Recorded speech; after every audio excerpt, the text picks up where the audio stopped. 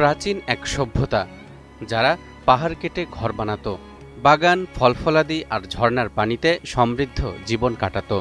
একসময় যে লোকালয় অধিবাসীদের শোরগোলে থাকত মুখর, হঠাৎ এক ভোরে তারা সবাই হয়ে পড়ল নীরব, নিস্তব্ধ।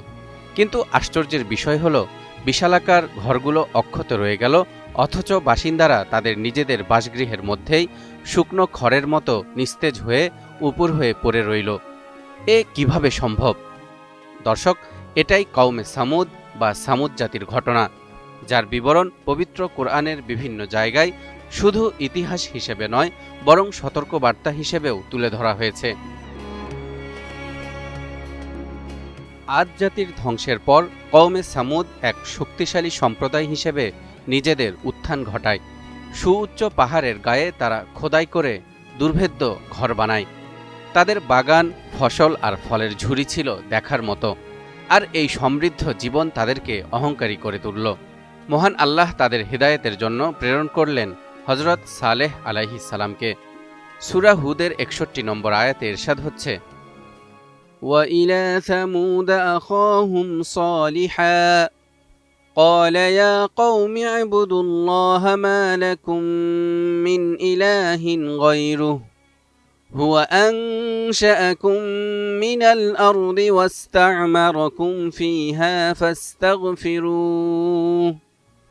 فَاسْتَغْفِرُوهُ ثُمَّ تُوبُوا إِلَيْهِ إِنَّ رَبِّي قَرِيبٌ مُجِيبٌ।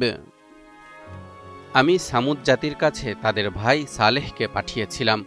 সে বলল, হে আমার সম্প্রদায়, তোমরা আল্লাহর ইবাদত করো।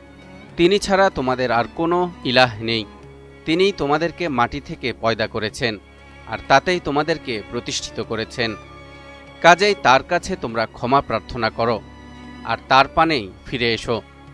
আমার প্রতিপালক তো অতি নিকটে, আর তিনি আহ্বানে সাড়াদানকারী। হযরত সালেহ আলাইহিস সালাম তার জাতিকে আরও বললেন, আমি যে তোমাদের নবী, এর প্রমাণস্বরূপ আল্লাহ তোমাদের কাছে একটি উটনী পাঠিয়েছেন। তার কোনো রকম ক্ষতি করো না। কিন্তু অহংকারী সামুদ জাতির নেতারা তা মানতে চাইল না। তারা নবী সালেহ আলাইহিস সালামের বার্তাকে প্রত্যাখ্যান করল এবং উটনীটিকে হত্যা করল। তখন সালেহ আলাইহিস সালাম স্পষ্ট জানিয়ে দিলেন, ৩ দিনের মধ্যেই তোমাদের উপর আল্লাহর শাস্তি নেমে আসবে। এরপরই ঘটল এক ভয়াবহ ঘটনা। কোরআনে সামুদ জাতির ধ্বংসকে একাধিক